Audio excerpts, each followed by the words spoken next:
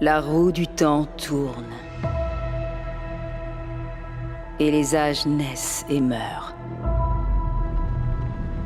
laissant des souvenirs destinés à devenir légende.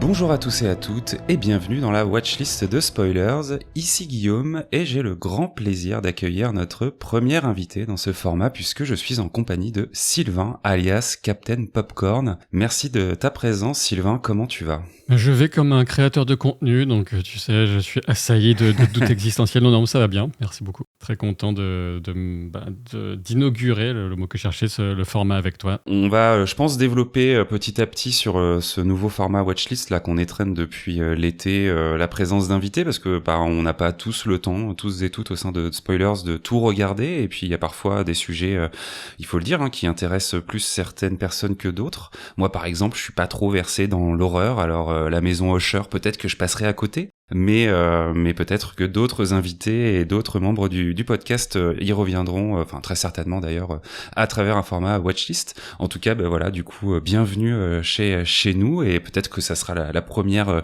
d'une série de watchlist qu'on pourra faire ensemble dans les mois et les années à venir si d'autres séries nous rassemblent.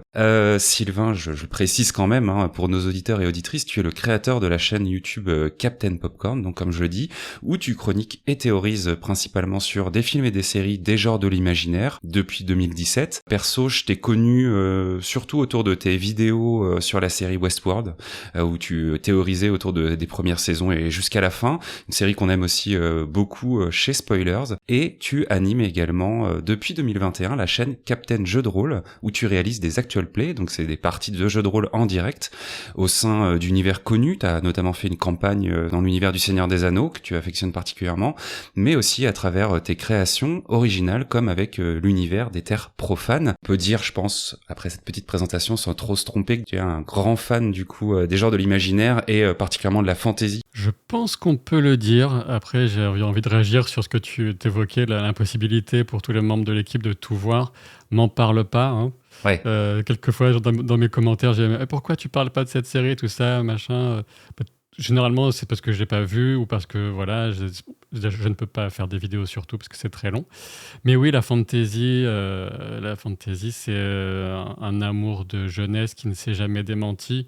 C'est vraiment le genre que j'affectionne le plus. Ça a commencé avec les livres. Ça s'est très rapidement prolongé avec les jeux de rôle. Et puis maintenant, depuis quelques temps, on a eu bien sûr il y avait Conan aussi à l'époque, début 80 pour le premier, et puis évidemment la trilogie Seigneur des Anneaux au cinéma, puis les grandes séries Game of Thrones et compagnie. Mais ça reste un genre où il n'y a pas tant de production de séries que ça. Quand on fait vraiment le tour, quand on regarde bien ce qui existe, c'est un genre sans doute un peu délicat à aborder. Mais oui, j'adore m'y plonger. Et oui, effectivement, ne serait-ce que dans les jeux de rôle que je fais sur Captain Jeux de rôle, Terre Profane, c'est un univers que j'ai créé, qui est en cours de création aussi, et qui est carrément de la fantasy, ça c'est sûr et certain. Ouais, effectivement, on pourrait se dire que ces dernières années, il y a eu plus de productions de fantasy, mais en fait, quand on regarde par rapport à des productions de SF, on se rend compte qu'il y a quand même un énorme gap en termes de nombre de choses qui sont faites. En tout cas, je suis très content de faire avec toi cette nouvelle watchlist. Donc, je le répète, notre format court dédié aux sorties récentes et moins récentes de séries, puisqu'aujourd'hui, nous consacrons cet épisode à la série The Wheel of Time, ou La roue du temps en français. Alors, je vous préviens tout de suite, il est fort possible que je passe d'un terme à l'autre tout au long de cette watchlist, parce que des fois, je vais dire Wheel of Time et des fois, je vais dire roue du temps sans distinction, mais bon, c'est pareil, c'est la même chose. Donc, série de fantasy, produite et diffusée sur Prime Video, showrunnée par Rafe Jenkins, à qui l'on doit quelques épisodes de Chuck ou de Agents of S.H.I.E.L.D., une série, si on me demande mon avis, un petit peu sous-cotée dans le MCU. Ça fait partie des choses, je trouve, qui ont été plutôt intéressantes et sur le long terme, et aujourd'hui qu'on met un petit peu sous le tapis. Bref, c'est pas le sujet. Wheel of Time, c'est surtout une adaptation d'une des grandes sagas littéraires de ces 30 dernières années, écrite par Robert Jordan et terminée par Brandon Sanderson. Au casting, on retrouve dans les rôles principaux principaux, beaucoup de nouvelles têtes, et ça fait déjà vachement de bien, je trouve, notamment dans le rôle de Randall Thor, Joshua Stradowski, qu'on a pu voir récemment, notamment dans le film Gran Turismo, ou encore l'excellente Madeleine Maiden dans le rôle d'Egwen, dans la saison 2 notamment, on en reparlera, mais qui nous livre vraiment une interprétation excellente. Tous les autres acteurs et actrices du casting sont au diapason, et on retrouve aussi quelques vétérans et de l'industrie, on va dire, avec notamment Rosamund Pike, on se souvient de Gone Girl, c'est peut-être son rôle le plus iconique, mais elle a joué dans beaucoup d'autres choses, dans le rôle de Moiraine d'Amodred. La roue du temps, petit pitch quand même, avant d'aller plus loin, très très rapidement, et c'est vraiment le point de départ pour pas trop spoiler la série et les livres, mais ça nous raconte l'histoire d'un univers qui vit dans l'attente un peu du retour du dragon, un personnage mythique censé se réincarner pour sauver le monde des ténèbres ou le détruire. Un personnage un peu ambivalent que les gens attendent et craignent à la fois.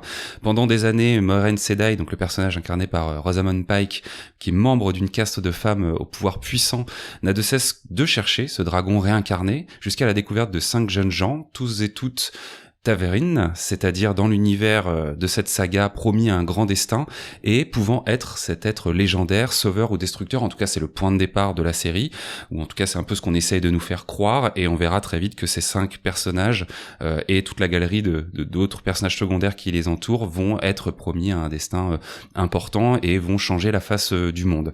Une série qui compte aujourd'hui 2 saisons, diffusée donc depuis 2021 sur Prime Video, et qui a déjà été, c'est à noter, renouvelée pour une saison 3. Je crois même que ça avait déjà été renouvelé à l'époque de la saison 1, il y avait eu saison 2 et saison 3 d'un coup. Preuve, en tout cas pour l'instant, de la confiance que porte Amazon dans la série. Je termine ce petit tour d'horizon avec 2 curiosités, parce qu'en faisant quelques recherches, je suis tombé là-dessus, et je trouve que c'est assez marrant quand on aime l'univers de La Roue du Temps et de la série en particulier. La Roue du Temps, comme d'autres sagas littéraires, elle a déjà connu quelques adaptations ou quelques tentatives d'adaptation. On peut en trouver 2 traces sur Internet et notamment sur YouTube. La première, c'est des vidéos d'un gameplay, d'un jeu, La Roue du Temps, un peu en mode Doom-like, donc ces jeux à la première personne où on va contrôler une Aes Sedai, donc ces femmes dotées de pouvoirs magiques. On va tirer comme ça sur des monstres avec nos pouvoirs magiques, très très bizarre.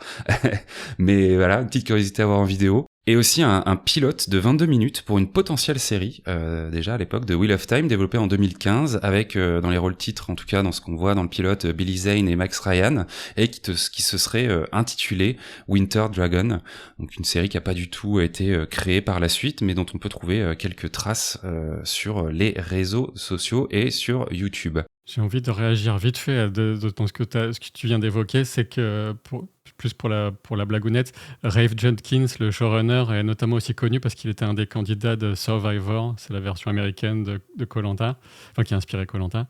Et est-ce que voilà, ça me fait marrer déjà. Et puis effectivement, ce pilote qui a été développé en 2015, c'est une catastrophe totale, et c'était uniquement pour garder les droits, en fait. C'était une histoire de bataille de droits. Et ensuite, heureusement, ça a été récupéré. Je ne sais pas exactement par qui, d'ailleurs. Je ne sais pas si Prime a vraiment complètement les droits ou si ils travaillent avec une autre boîte, mais peu importe. En tout cas, Ouais. c'était une catastrophe. C'était uniquement pour conserver les droits. Et c'est vrai que le jeu vidéo que tu décris, ça fait très très envie, ou pas. Alors c'est rétro pour le coup maintenant, mais c'est vrai que c'est très étonnant de voir un peu l'univers de La Roue du Temps s'exprimer comme ça à travers des pixels. Il y a un potentiel, hein. Tu l'as dit, vraiment des questions de droit. Souvent les grandes sagas, notamment les grandes sagas littéraires, on met un peu la main dessus, et puis en fait on attend des années et des années pour développer quelque chose. Parfois quand c'est fait, c'est pas terrible en plus, donc ça remet un peu 10 balles, on va dire, dans la machine de une adaptation qui viendrait un jour peut-être. Mais La Roue du Temps, voilà, a aujourd'hui sa série, et on va voir ensemble si c'est quelque chose qu'on peut recommander ou pas, en tout cas ce qu'on en a pensé. Mais avant d'attaquer justement sur les 2 saisons de La Roue du Temps, j'aimerais un petit peu savoir, toi, comment tu as découvert l'univers de Robert Jordan, et pourquoi ça t'a plu, parce que toi t'es quand même un lecteur du cycle littéraire avant d'être un spectateur de la série. Oui, j'avais commencé ma réponse comme ça, hein. Bien sûr, j'ai découvert au travers des livres. C'était plutôt fin des années 90. Moi, je suis originaire du Nord, mais là, j'étais sur Paris pendant quelques années pour mes études. Et j'étais dans une petite chambre d'étudiants vraiment pas glorieuse, même si c'était dans un très chouette quartier, près de la place de la Concorde. Et j'avais bien besoin, quelquefois, de m'échapper aussi bien de cet environnement de qualité discutable, de la pression des études, tout ça. Puis de toute façon, j'étais déjà fan de fantasy à l'époque. Et donc, j'ai le vague souvenir, est-ce que je l'ai reconstruit? Je ne suis pas sûr. De m'être mis à lire La Roue du Temps en entendant deux étudiants dans le train Paris-Lille, justement, qui en parlaient. Ok. Mais quoi qu'il en soit, cette scène existe, ça c'est sûr. Mais est-ce que j'avais commencé à le lire avant? Mais bon, c'est un peu ancien. Mais donc je me suis lancé dans ces gros pavés, puisque on a 14 tomes principaux. Et, c'est une des sagas les plus longues de la fantasy. C'est pas la saga la plus longue de la fantasy, il me semble, mais c'est à peu de choses près. Et donc je me suis plongé là-dedans. J'allais acheter ça dans une librairie qui vendait que des bouquins en anglais, sur rue de Rivoli, c'est W.H. Smith, quoi. Je suppose que ça existe encore, j'en sais rien. Et à l'époque, la saga n'était pas encore terminée. Donc j'ai vécu aussi tout le passage avec la mort de l'auteur principal, Robert Jordan, et ensuite l'annonce de la reprise par Brandon Sanderson, qui a conclu, il faut le dire, la saga avec 3 livres. Normalement, au début, on pensait qu'il conclurait avec 1, puis finalement, c'était 3 livres qui sont vraiment... c'est vraiment un tour de force qu'il a accompli en reprenant un univers aussi compliqué et sur la base des notes laissées par Robert Jordan et en étant aidé par toute l'équipe, tout ça, il a vraiment très très bien terminé. Ça se termine très très fort en fait, la saga de La Roue du Temps. Donc voilà, j'étais en pris là-dedans. Il y a une galerie de personnages monumentale, ça se compte en milliers de personnages. Toute la description d'une civilisation. Et tu parlais dans le pitch un peu de cette notion de dragon réincarné. Tu as utilisé le terme réincarné, c'est très important parce qu'on a cette notion cyclique dans La Roue du Temps, Oui. qui va être inspirée de certaines philosophies, religions orientales, pour être très vague. Et c'est un mélange de genres comme ça, d'inspiration culturelle, qui fait aussi tout l'intérêt de cet univers. Effectivement, tu l'as mentionné, c'est un cas assez atypique où, en effet, l'auteur n'a pas pu terminer lui-même son histoire. Aujourd'hui, avec ce que tu connais donc du cycle littéraire, j'ai un peu envie de te poser la question maintenant, mais t'estimes à peu près à combien de saisons pour la série La Roue du Temps, avec le rythme d'adaptation qu'ils ont aujourd'hui, pour qu'on ait un peu une idée comme ça de ce qu'on peut à ce à quoi on peut s'attendre. Je crois que Rafe Jenkins, le showrunner, avait... C'était risqué cet exercice d'estimation. Ok. Il me semble qu'on est aux alentours de 7 ou 8 saisons, si ça va jusque-là, parce qu'il y a plus d'un livre par saison, parce que bon, il a bien conscience que c'est impossible de partir sur 14 saisons. Et donc ça implique des défis monstrueux, forcément, ne serait-ce que par le volume de l'œuvre. Bah justement, c'était un peu ma question suivante. On parle souvent dans Spoilers des adaptations parce que souvent les séries des genres de l'imaginaire, elles viennent d'un matériel papier, bien souvent, pas toujours, mais c'est souvent le cas quand même. Et on est souvent donc aussi dans ce regard de l'adaptation. Est-ce que une série, qu'est-ce qu'une bonne adaptation? Est-ce qu'une bonne adaptation fait une bonne série? Est-ce qu'une bonne série est forcément une bonne adaptation fidèle? Qu'est-ce que c'est qu'une bonne adaptation fidèle, etc., etc. Des discussions dont on a eu pléthore sur les réseaux, notamment avec la récente One Piece en live action sur Netflix. Sur La Roue du Temps, c'est donc un cycle littéraire assez complexe, hein, on l'a dit, 14 tomes, beaucoup de personnages, un univers avec beaucoup de facettes, géographiques, politiques, mystiques. Toi, qu'est-ce que tu penses aujourd'hui, là, avec 2 saisons, aujourd'hui au compteur, de ce travail d'adaptation qui a été fait par Rafe Jenkins et les scénaristes de la série? Il y aura beaucoup de choses à en dire, du bon et du moins bon. C'est un défi incroyable. Il y a d'indispensables élagages, un travail de synthèse, de fusion de personnages et d'arcs narratifs. On ne peut pas passer à côté. Et c'est vrai que bon, ça, c'est pas nouveau. Ça ne concerne pas que La Roue du Temps, mais on a souvent 2 chapelles dans la façon d'accueillir ce type d'adaptation. Ça va être ceux qui vont rester complètement bloqués à fond sur les livres, quelquefois pour de bonnes raisons, puisque certains passages des livres sont absolument excellents et on peut se demander pourquoi ils n'apparaissent pas dans la série. Et d'autres qui vont réussir quand même à profiter de cette adaptation, de cette nouvelle expression de l'histoire sur un médium différent. Et voilà, en vrai, c'est ce qu'on peut dire quand même, parce que j'ai vu des choses assez aberrantes qui ont été écrites. Bon, il y a tellement d'aberrations qui sont écrites. de manière générale que c'est pas étonnant, mais qui disait que ces gens qui faisaient l'adaptation ne connaissaient pas La Roue du Temps. Il faut savoir que Rev Jenkins, bien sûr, c'est un fan de longue date de La Roue du Temps, mais qui dans son équipe, on a aussi une certaine Sarah Nakamura, qui est un peu reconnue par les grands, enfin par la communauté, si on peut appeler ça, de la Roue du Temps, comme la plus grande spécialiste. Elle aurait lu la saga une trentaine de fois. Ce qui est vraiment monstrueux étant donné le volume. Oui. Et elle connaît sur le bout des doigts, elle connaît tout. Et il avait, voilà, il avait vraiment besoin d'une personne comme ça parce que certains choix de modification d'événements peuvent avoir un effet papillon et se transformer en catastrophe dans l'histoire 5 saisons plus tard, si on reprend les tomes, je sais pas, 10 tomes plus tard. Pour l'instant, il y a du bon et du moins bon. Il y a certaines choses qui sont même meilleures dans la série que dans les livres. Certaines petites choses, ou pas si petites que ça. Mais on y reviendra peut-être tout à l'heure, avec Liandrine notamment, la sœur, la Aes Sedai de l'Adja rouge, puisque les Aes Sedai, ces femmes qui maîtrisent le pouvoir, sont réparties en différents Adja de couleurs différentes qui vont exprimer leur façon de voir le monde, d'utiliser leur pouvoir. Voilà. Et puis il y a aussi vraiment la question des 8 épisodes. Hein. Ça, heureusement, c'est des épisodes bien pleins. On est souvent à 1 heure, voire 1 heure plus. Oui. Mais on a bien compris que Prime Video voulait rester sur ce format de 8 épisodes qui est aussi appliqué aux Anneaux de pouvoir et qui est quand même assez contraignant. Je ne sais pas, ça doit être des analyses marketing du marché, parce qu'ils ce qu'ils regardent principalement, c'est le taux de complétion d'une série, combien de temps les gens regardent et s'ils vont au bout, tout ça. Donc peut-être que ça joue de ce côté-là.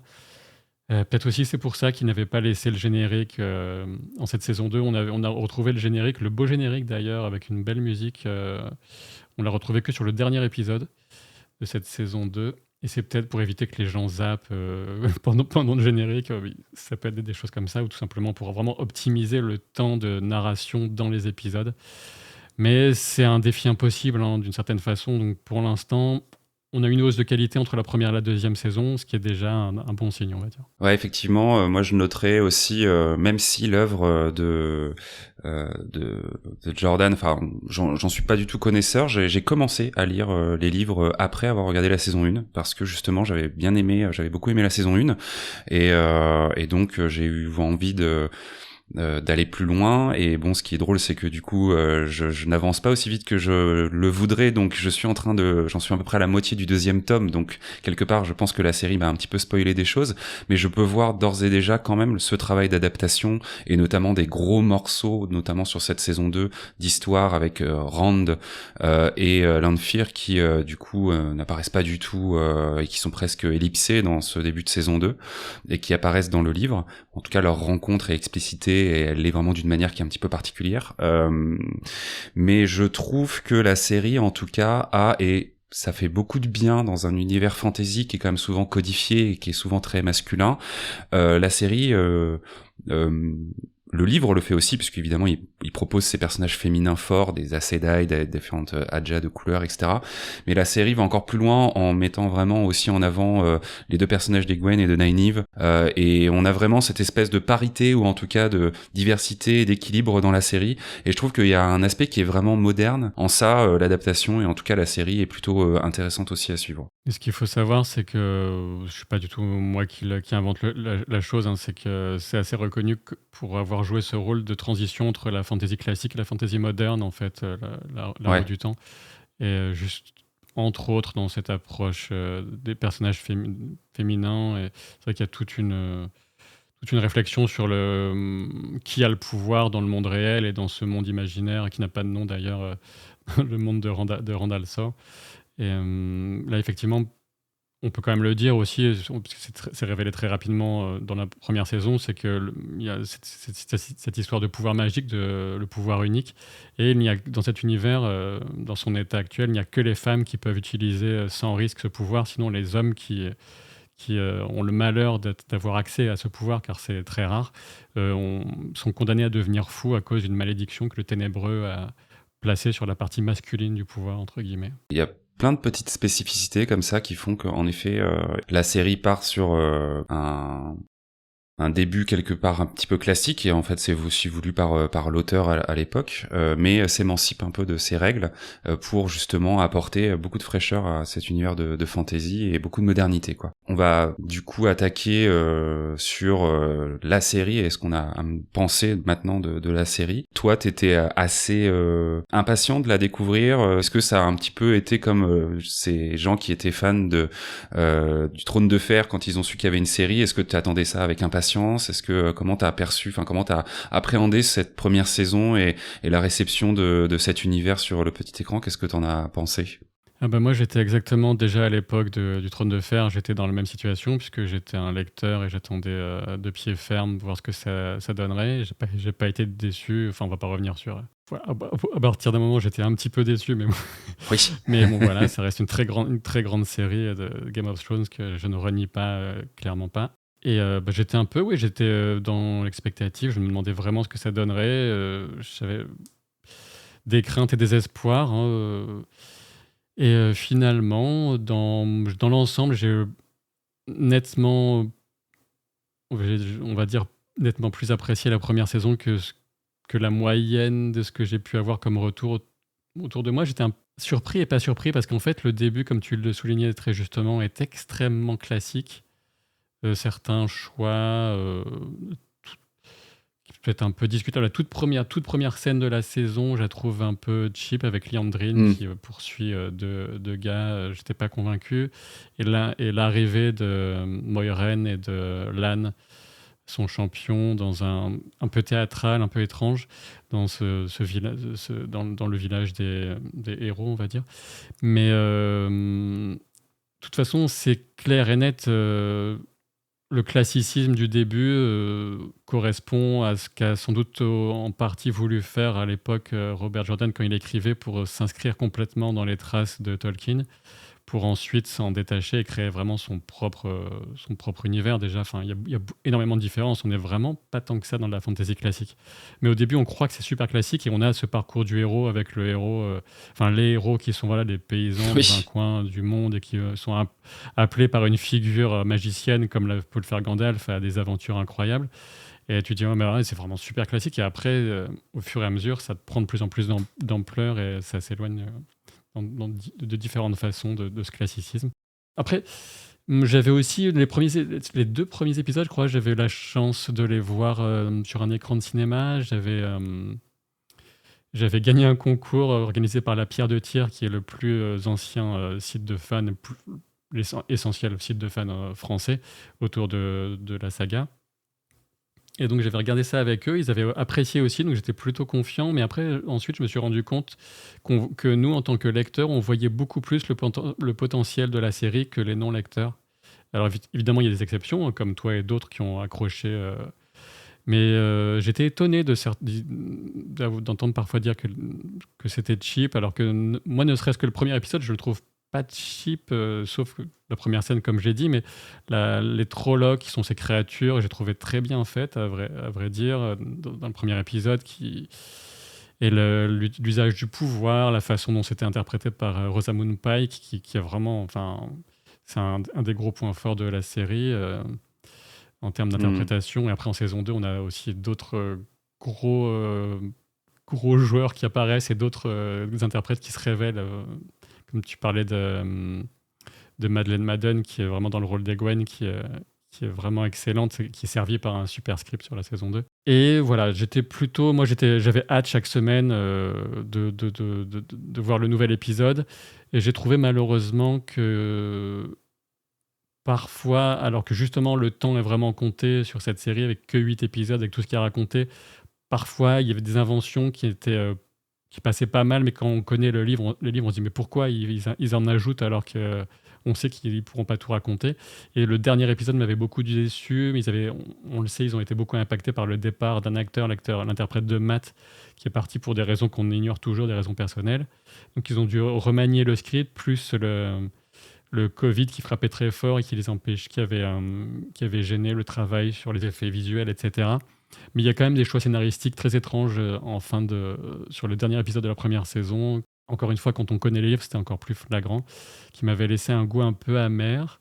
Mais j'avais bon espoir et finalement, sur l'essentiel, la saison 2, pour moi, est vraiment une amélioration par rapport à la première. Elle continue à jouer sur les forces qu'on avait déjà dans la première saison, tout en compensant certains défauts. Qu'est-ce que tu pourrais dire à des gens qui hésitent encore aujourd'hui à se lancer dans la série? Qu'est-ce qui pourrait convaincre des personnes qui sont éventuellement fans de fantasy, ou en tout cas genre qui ont découvert la fantasy ou peut-être avec Game of Thrones, je sais pas, mais et qui hésiteraient à regarder la série? Ouais, je leur dirais de passer outre le côté ultra classique du début, de faire confiance à la profondeur du scénario, de ne pas se laisser berner peut-être par certaines choses que les antagonistes qui sont toujours très importants dans une œuvre de fiction, notamment un peu héroïque, mais en fantasy peut-être encore plus, j'en sais rien, mais les antagonistes sont très intéressants, deviennent d'autant plus, c'est quasiment la partie la plus intéressante et la plus réussie de l'adaptation, et à certains égards, parfois légèrement meilleur, enfin c'est discutable que dans les livres, mais dans saison 2, les antagonistes sont vraiment excellents avec une ambiguïté autour de certains personnages. Donc si vous aimez les méchants intéressants, continuez à regarder. Ne pensez pas que c'est une série de fantasy young adult. J'ai rien contre ce genre, mais ça ne l'est pas. C'est pas parce que les personnages principaux, les 5 amis d'enfance sont de jeunes adultes, qu'on est vraiment dans les thématiques young adult. Et aussi, on a des histoires de triangle amoureux un peu, mais c'est ça va bien, ça va assez nettement au-delà, c'est différent. Enfin, voilà, faites-moi confiance. Moi, voilà, je connais bien l'histoire et ça va au-delà. C'est plus profond. On a des questionnements aussi philosophiques sur le rapport qu'on peut avoir à la vie. Je ne vais pas trop en dire, mais voilà, un antagoniste qui a une version du monde aussi assez intéressante, mais qui est exprimé aussi déjà en première saison par un personnage que rencontre Rand et Matt dans un petit village de mineurs. Après, visuellement, il y a quelques points intéressants, quelques défauts en première saison, mais il y a une belle amélioration visuelle en saison 2, des très gros efforts de costumes. Et le système de magie est intéressant. Et c'est un des points, un univers de fantasy, ce qui est la définition même de la fantasy, c'est un univers dans lequel la magie existe. Et les gens ont conscience que cette magie est possible, qu'elle est là, à la différence du fantastique où ça va être un élément de surprise un peu. Qu'est-ce que c'est que ça? Là, voilà, cette magie existe et le système de magie, entre guillemets, va typer le monde, et c'est quand même assez intéressant la façon dont ça fonctionne. Il y a des règles, la façon dont ça fonctionne et la façon dont ça va polariser ou les utilisatrices principalement de magie les unes par rapport aux autres. Tu le rappelais au début de cette watchlist, les femmes sont détentrices de ce pouvoir. En tout cas, elles peuvent l'utiliser sans contrainte, on va dire. Enfin, en tout cas, il y a toujours une contrepartie, mais elles ne sont pas comme les hommes au risque de devenir folles. Et ce qui est intéressant dans cette saison 2, c'est que le monde s'ouvre et on voit d'autres civilisations qui, elles aussi, utilisent ce pouvoir. On comprend que ce pouvoir n'est pas restreint à juste une partie du monde ou à des gens qui auraient découvert ce truc-là à un moment donné, puis qu'il l'aurait caché ou je ne sais quoi. Non, c'est vraiment quelque chose qui est utilisé par diverses populations, diverses civilisations, et qui, dans sa saison 2, l'utilise d'une autre manière et avec tout un tas d'autres thématiques. Et du coup, c'est, comme tu dis, ça fait vraiment partie de l'univers. C'est une mécanique aussi narrative, et c'est intéressant de voir les personnages s'y confronter. On a vraiment cette thématique du choc culturel en saison 2, quoi, qui est assez peu d'ailleurs manichéen, je trouve, même si bon, il y a quand même un peu une antagonisation, mais c'est assez intéressant. Et même au sein même du continent, on va l'appeler comme ça, dans lequel évolue initialement, enfin, où se passe ces déroule l'action, on va découvrir au fur et à mesure des saisons toute la richesse culturelle des différentes nations, des différents lieux. Et il y a encore beaucoup à découvrir de ce point de vue-là. Il y a vraiment des belles choses qui ont été inventées, écrites par Robert Jordan, qui seront dans la série. Et puis aussi cette notion, comme la réincarnation est centrale dans ce qui se passe dans la série, puisqu'on parle du dragon réincarné, et le dragon a existé par le passé, il a brisé le monde. Et donc, quelquefois, on aura des flashbacks sur ce qu'on appelle l'âge des légendes, et on va se rendre se rendre compte, ça aussi c'est pas du spoiler parce qu'on le comprend dès le premier épisode, que cet âge des légendes était nettement plus avancé même technologiquement que le présent, et en fait on est presque dans de la fantasy post-apocalyptique, on y est même carrément. Donc il y a plein d'aspects qui enrichissent vraiment le monde et l'histoire. Ouais, ça c'est hyper intéressant. En effet, ce monde a un passif et les personnages y sont en permanence confrontés. Comme tu dis, il y a un âge des légendes, il y a des reliques, il y a des choses qu'aujourd'hui on ne sait plus utiliser, d'autres qu'on utilise, mais bon, on n'est pas tout à fait sûr de ce que ça va faire. Notamment le personnage de Nynaeve en début de saison 2 va être confronté à une épreuve de ce type, et ça va être vraiment un des gros morceaux de cette saison 2 hyper intéressant. Et oui, quand tu comprends ça en saison 1, que cet univers en effet est une espèce de renaissance moyenâgeuse de quelque chose qui était bien plus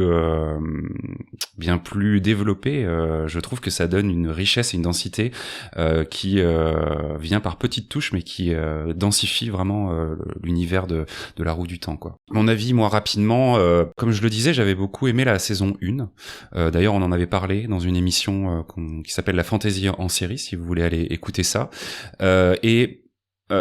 J'avais été séduit, je pense, vous qui nous écoutez, et je pense que ça peut être aussi ça un peu votre porte d'entrée, j'avais été vraiment séduit par ce côté lumineux, cette fantaisie lumineuse, c'est-à-dire qu'on sort quand même de bonnes grosses décennies où ce qu'on appelle la gritty fantasy, donc cette fantaisie grisâtre, crasseuse, violente, que Game of Thrones a bien personnifiée, et que The Witcher a un petit peu continué aussi, mine de rien, dans l'esthétique. En tout cas, sur la première saison, elle essaye de mettre en place. Moi, j'étais un petit peu fatigué, ou en tout cas, j'avais envie de voir autre chose, parce que la fantasy, c'est évidemment beaucoup d'autres choses que cette représentation un peu sale et un peu grise du Moyen-Âge. Et je trouvais que la roue du temps apportait vraiment une esthétique. Tu l'as dit, les décors, les costumes, la lumière, et encore une fois, dans la saison 2, c'est grandement aussi amélioré de ce point de vue. La photo, qui vraiment mettait en valeur quelque chose de bien plus coloré. Et je trouvais aussi qu'en saison 1, c'était une série qui avait de l'ambition et qui était généreuse malgré des moyens qui étaient certainement, évidemment, limités, mais qui quand même réussissaient, je trouve, à nous immerger dans ce monde. Il y avait notamment la cité, on va croiser plusieurs cités médiévales dans la roue du temps, comme il se doit, j'ai presque envie de dire, mais en saison 1, on a notamment la découverte d'une cité maudite, une cité abandonnée de Shadar Logos, qui, je trouve, était plutôt efficace dans la représentation qu'on avait été faite dans la série, et aussi la cité un peu principale où on retrouve du coup ces Aes Sedai, ces magiciennes, qui est la cité de Tar-Valon, où là aussi on avait une vraie générosité, une vraie richesse dans les décors. Il y avait vraiment des beaux plans, enfin c'était très pictural presque en fait, il y avait vraiment des beaux cadrages avec le personnage de Moiraine qui était vraiment qui moi en tout cas m'a vraiment esthétiquement bien accroché, et en saison 2 on continue sur cette lancée là. Si c'est quelque chose que vous appréciez dans les univers de fantasy, de l'imaginaire en général, c'est-à-dire vraiment un univers à découvrir,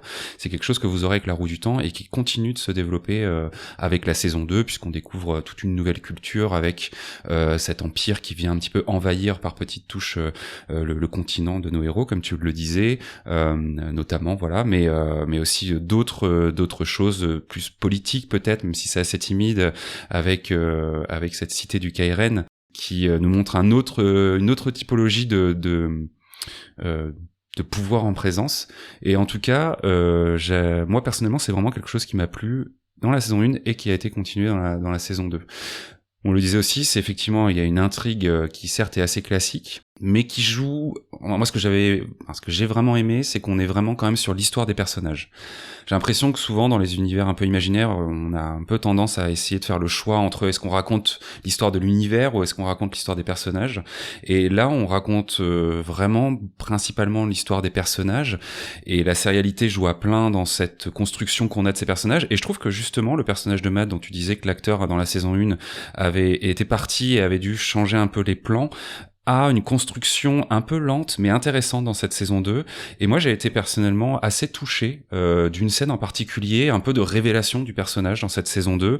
Je vous la spoil pas, mais c'est un personnage qui nous est présenté dès le début de la saison comme un peu le vaurien de la bande, celui qui joue des tours, qui fait un peu des jeux de hasard, qui perd un peu toujours, et qui est un peu celui qui dont on sait qu'il sera un petit peu toujours dans l'ombre de ses amis qui sont promis à une grande destinée. Et en fait, dans cette saison 2, ce personnage va enfin avoir un peu un moment de révélation, et j'espère qu'il sera perpétué dans les saisons futures. Et j'ai vraiment été touché par la construction de ce personnage et ce moment très précis, accompagné de la musique. On en a pas trop parlé, mais l'OST est, je trouve, assez... j'allais déjà dire assez remarquable, hein. L'usage des chœurs comme ça très régulièrement donne vraiment du poids à certaines scènes, et je comprends qu'on puisse juger que la scène en elle-même, qui est une scène un peu qui se veut épique, avec tout d'un coup comme ça une espèce de point d'orgue dans une bataille, puisse sembler un petit peu ratée, mais moi je la trouve vraiment émotionnellement réussie, et l'acteur qui du coup reprend le rôle de Matt dans cette saison 2 la porte vraiment bien, et en vrai, en conclusion de ça, la roue du temps c'est un voyage en fait, et effectivement on a des pensifs, on a des élus, des magiciens, des guerriers honorables, des châteaux à découvrir, mais au-delà de ces poncifs, il y a une belle diversité de casting, il y a une vraie volonté de découvrir des nouveaux univers, il y a une vraie volonté esthétique aussi de représenter des choses différentes de la fantasy, et rien que pour ça, si c'est ça que vous aimez dans la fantasy, et que vous savez pardonner aussi peut-être parfois quelques petites incartades scénaristiques et quelques petites facilités qu'on retrouve un peu, je trouve, en fin de saison 2, c'est une série que vous devez absolument regarder si vous êtes passé à côté, parce que ça offre vraiment une autre vision de ce que peut être la fantasy en série, à côté de séries très très bien que sont House of the Dragon par exemple, mais on est vraiment sur quelque chose de bien plus lumineux, et pas forcément léger, mais en tout cas un sens de l'épique plus classique qui fait du bien aussi à voir, quoi. Oui, c'est une distinction très, très juste, hein, et qu'on retrouve, qui est essentielle effectivement dans la fantasy. Tu l'as bien dit, donc je vais pas m'étendre là-dessus. Ouais, effectivement, la musique est très réussie dans l'ensemble. Ils ont gardé d'ailleurs le même générique entre la saison 1 et la saison 2. Ils ont bien fait. Il fonctionne très bien. Ça faisait plaisir de le retrouver dans le dernier épisode. Et oui, c'est sûr que Matt, Matt, c'est mon personnage préféré des livres. Il faut quand même que je le souligne. Il a un gros potentiel. Et là, on est loin d'avoir. On est qu'au début, là. On est qu'au début. J'espère qu'ils vont lui rendre honneur. C'est vrai qu'il est marqué par une histoire familiale un peu. Ouais. D'un côté trivial, mais un peu lourde quand même. Et je comprends parfaitement à quel point ça a pu te toucher, te sembler comme cette lumière qui le touche et qui va éclairer un peu le spectateur à ce moment-là. C'était bien interprété en tout cas, c'est sûr. Oui, puis en plus, sur cette scène, on a, comme tu le disais, en tout cas, on le perçoit comme ça par rapport au personnage, se souvenir de ses vies passées, se souvenir de quelque chose qui était au-delà de lui et qui le rattache à justement ce cycle de réincarnation. C'est assez subtil parce que ça passe finalement à travers presque uniquement une espèce de cri de guerre qu'on comprend pas, mais dont on imagine qu'il est assez emblématique du personnage ou de ce qu'il a été.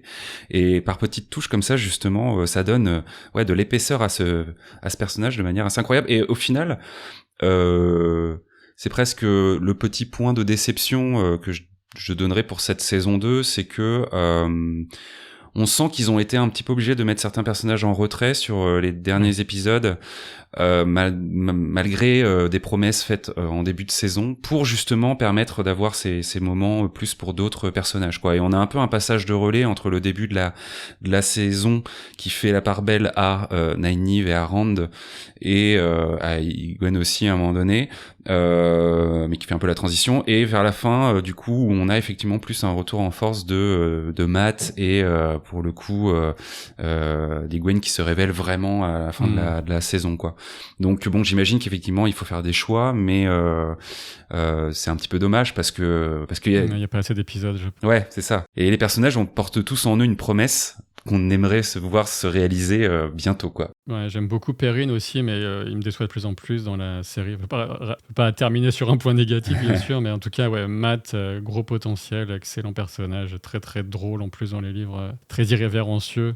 C'est toujours, le public aime les personnages irrévérencieux généralement, et dans la suite, on devrait voir des trucs très, très rigolos, mais aussi très épiques avec lui. Ok, très bien. Bah, voilà, en tout cas, je sais pas si toi, tu veux rajouter quelque chose sur ces 2 saisons de Wheel of Time. Évidemment, hein, vous le savez, dans la watchlist, on essaye de pas faire trop long et d'essayer de vous donner envie avec des petites bribes de choses.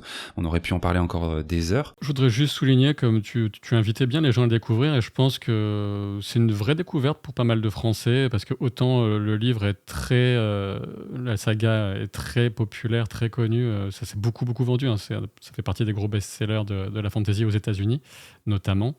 Mais il y a eu tout un historique malheureux de traduction en français qui fait qu'on a l'intégrale en français des livres que depuis assez récemment. Et c'est, quoi qu'il en soit, voilà, le potentiel, on sent que en France, le potentiel est moins présent. C'est pas très connu, mais voilà, dépasser un peu les a priori, peut-être les premiers épisodes, même si moi je trouve que dès le premier truc très chouette. Mais ouais, lancez-vous et ça pourrait carrément vous accrocher. Ouais, Brajlon qui fait effectivement tout un travail de réédition en poche du cycle avec une nouvelle traduction notamment. Écoute Sylvain, en attendant que nos auditeurs et auditrices regardent La Roue du Temps, si c'est pas déjà fait, si ils aiment un peu des univers de fantasy un petit peu différents et ou récents, est-ce que tu as éventuellement des recommandations à nous faire en termes de séries ? Et si on s'en tient à la fantasy, il y a peu de séries de fantasy très abouties, réussies, et donc je conseillerais une série de 2019 avec des marionnettes, Dark Crystal, Le Temps de la Résistance, c'est sur Netflix. L'histoire se tient à peu près, malheureusement la série n'a pas été, on s'en tiendra à une seule saison, parce que ça devait être assez coûteux à faire. Et pour ceux qui connaissent le film, hein, Dark Crystal, c'est ultra respectueux du film, et ça va même étendre l'univers de très très belle façon. Donc je recommande chaudement Dark Crystal, Le Temps de la Résistance. On avait eu la chance d'en parler à travers Mathieu Bablé qui nous avait fait une petite chronique lors du calendrier de l'Avent de l'année dernière sur la série. Et oui, c'est une série qui est assez méconnue, mine de rien, et malheureusement qui n'a pas été poursuivie, mais tu fais bien de le rappeler à notre bon souvenir. Moi de mon côté, j'ai cherché un petit peu, je peux vous inviter, si ce n'est pas déjà fait, éventuellement à aller jeter un œil sur Shadow and Bones, qui est donc une autre série de fantasy disponible sur Netflix là aussi, adaptée là aussi d'un cycle de littéraire, donc la saga Grisha, qui là aussi je trouve propose une fantasy un petit peu différente. On est dans un monde fictif évidemment, mais les codes culturels, vestimentaires et les codes de l'époque font plutôt penser à l'Europe napoléonienne, à la Prusse, ce genre de moment de l'histoire, et esthétiquement on est vraiment dans ces repères culturels là. C'est pas une série qui est incroyable, mais un petit peu comme La Roue du Temps, c'est une série qui, je trouve, s'est bonifiée en saison 2, ou en tout cas qui a vraiment eu un peu plus de moyens et qui montre son univers, qui déploie son univers en saison 2. Et c'est une série qui, encore là aussi, au-delà du classicisme, mais bon, j'ai envie de dire immémorial presque de la fantasy, où on a encore cette histoire d'élu qui vient combattre le mal, on a une galerie de personnages secondaires qui sont assez attachants et assez efficaces, avec notamment cette bande, les Crows, cette bande de loupards au grand cœur, j'ai envie de dire, qui viennent ponctuellement et de manière parallèle aider à la progression de l'histoire, et qui apportent un vrai plus à cette histoire somme toute classique par ailleurs, mais si vous êtes en manque d'une fantaisie un petit peu différente et visuellement qui tente des choses, voilà, vous pouvez aller voir Shadow and Bones, ça peut peut-être vous intéresser. Merci Sylvain, encore de ta présence dans cette watchlist, je le rappelle, on l'a dit en long et en large et en travers, consacrée donc à la série The Wheel of Time. À quoi on peut s'attendre dans les mois à venir sur tes chaînes YouTube ? Alors de toute façon très proche, je vais reprendre sur Captain Jeu de Rôle, enfin les lives sont sur Twitch et puis après les replays sont sur Captain Jeu de Rôle, ma chère campagne, puisqu'on est dans la fantasy, voilà, je reste un peu dedans, de Terre Profane, avec cette histoire que j'invente, ce monde que j'ai commencé à inventer il y a très longtemps, quand j'étais bien plus jeune, et que je développe là grâce à mes superbes joueuses et joueurs que j'ai la chance d'avoir. Et donc on reprend là le mardi 17 octobre. Je ne sais pas quand le podcast sera diffusé, mais en tout cas, voilà, ça reprend en live le 17 octobre, et ensuite, c'est toutes les 2 semaines généralement. Et puis, évidemment, des analyses, des théories, tout ça sur les films, les séries dont j'ai le temps et, et l'envie de parler. Et puis, peut-être aussi des nouveaux formats qui arriveront. Voilà.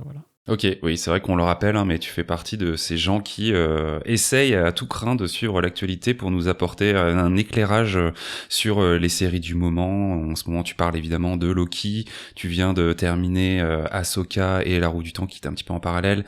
Et moi, en tout cas, je suis client de ces petits moments. Voilà, ce moment où on a regardé un épisode d'une série et puis on est un petit peu la tête dans les nuages et on aimerait bien discuter avec quelqu'un pour justement débattre un peu des théories et de ce qui va se passer dans le prochain épisode. Nous, chez Spoilers, on est plutôt fans justement de la diffusion hebdomadaire et moins du binge-watching par rapport à ça. Et je trouve ça dans tes vidéos. Alors certes, ce n'est pas un échange puisque du coup je te vois théoriser, mais en tout cas ça m'a vraiment permis d'aller plus loin sur, comme je le disais, des séries comme Westworld ou encore Game of Thrones. Donc j'invite toutes les personnes qui nous écoutent à, si vous aussi c'est votre délire de théoriser sur vos séries préférées et sur celles qui le permettent, j'invite les gens à découvrir ton travail parce que il est super qualitatif et super régulier, ce qui est aussi un plaisir d'avoir ces rendez-vous hebdomadaires. Merci beaucoup. Je t'en prie, écoute, merci à toi. En tout cas, on suivra toutes tes prochaines aventures avec beaucoup de plaisir. Merci à tous et à toutes de votre écoute. N'hésitez pas de votre côté à vous abonner à l'émission Spoilers sur votre fournisseur préféré de podcast, à nous mettre, vous connaissez la routine maintenant, 5 étoiles et un commentaire si vous en avez envie. C'est clairement la meilleure manière de nous soutenir actuellement. Merci à celles et ceux qui l'ont déjà fait et à bientôt pour de nouvelles watchlists. Salut Sylvain. Salut Guillaume. Peu importe ce qui arrive. Peu importe la souffrance. Ou le chagrin. La roue continue de tourner. Le ténébreux cherche des amis.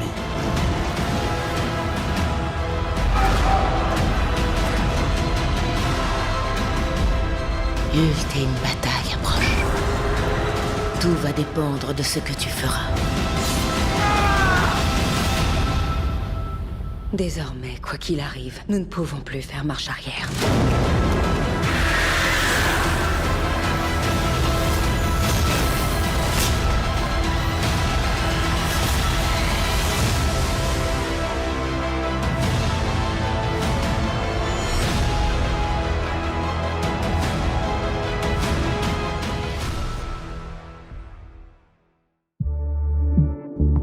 Bonus. Trax. Dans les ténèbres d'un lointain futur ou dans les royaumes mortels, il n'y a que la guerre. Mais il y a aussi un podcast, Landrider, l'émission qui vous parle avec amour du hobby derrière Warhammer 40 000, Age of Sigmar et leurs nombreux dérivés. Alors si vous avez toujours rêvé de découvrir ces deux mondes ou leurs figurines, retrouvez-nous à bord du Landrider, L-A-N-D plus loin R-I-D-E-R sur vos plateformes d'écoute préférées. Bonus. Trax.